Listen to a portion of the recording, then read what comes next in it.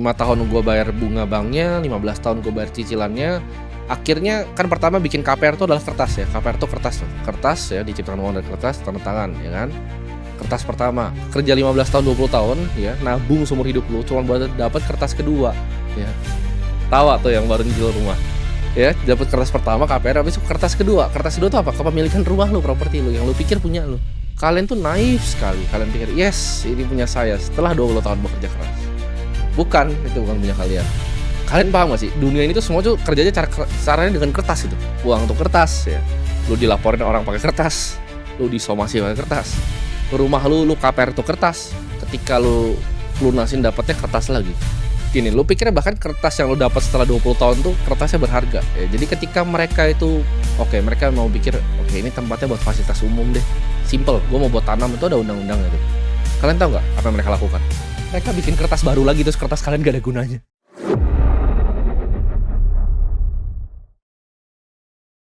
Semua yang kalian pernah tahu tentang uang itu adalah kebohongan. Di sini gue pengen bahas ya tentang nilai-nilai uang yang kalian tuh sebenarnya diajarin dari dulu, tapi menurut gue salah ya, dan itu nggak akan bikin kalian kemana-mana. Karena pengetahuan kalian tentang uang itu salah. Kalian harus tahu bahwa semua sistem yang diajarin ke kalian ya, dari sekolah maupun keuangan, itu adalah kebohongan besar. Sistem finansial sendiri itu adalah sebuah scam ya. Itu adalah sistem yang kalian semua, orang-orang yang nggak punya duit itu duitnya diambilin terus, dijadiin digit di rekening orang-orang kaya.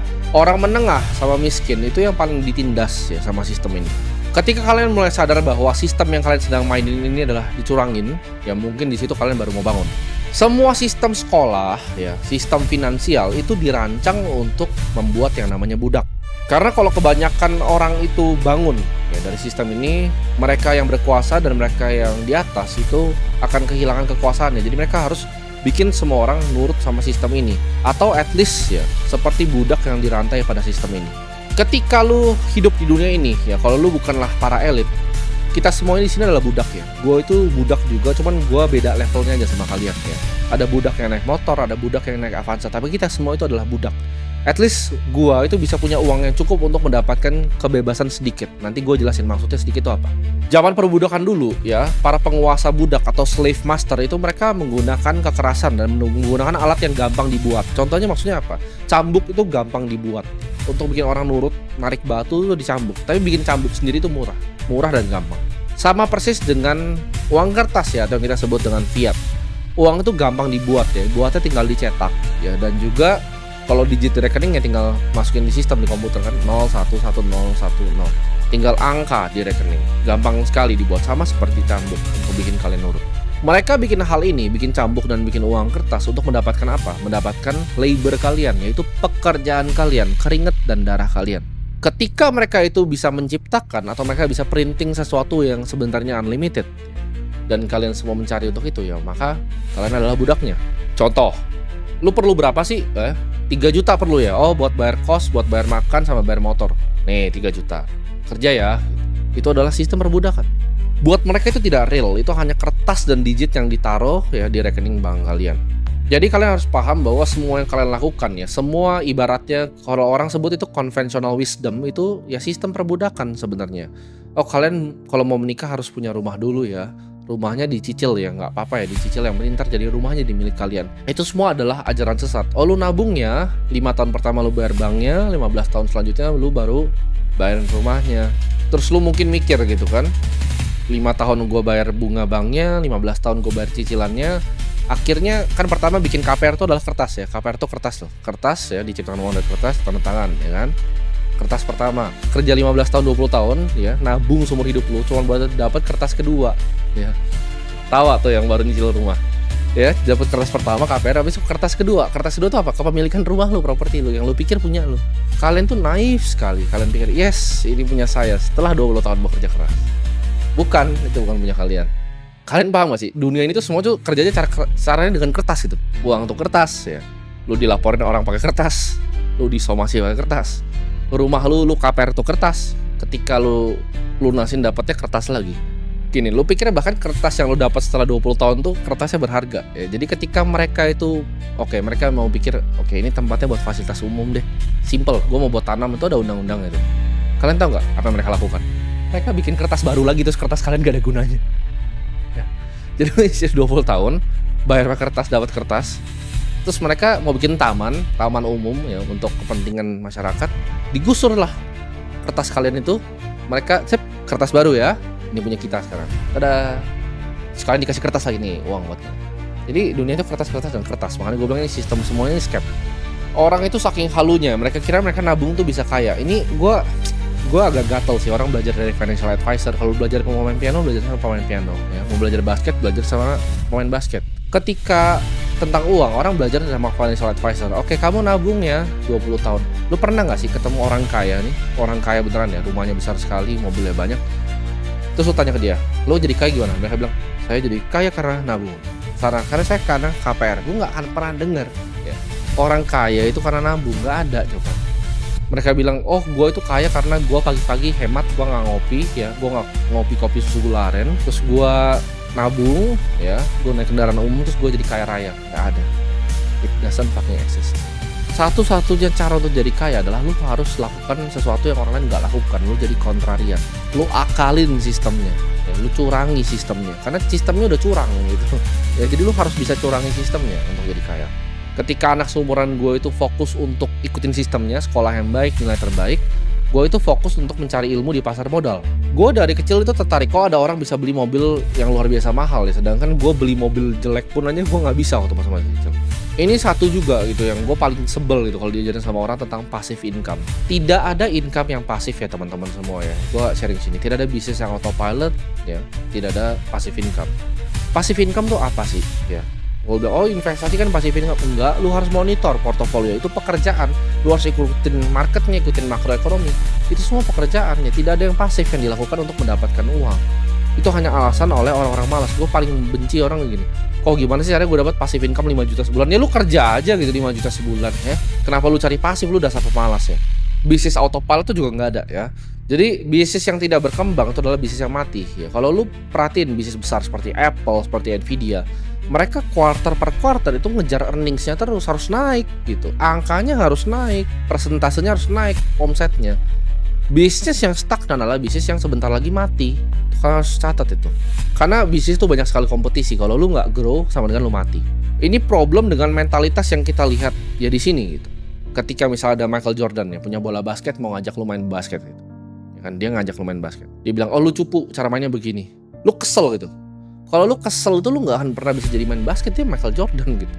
Mike Tyson ngajarin lu tinju ya belajar tinju sama dia.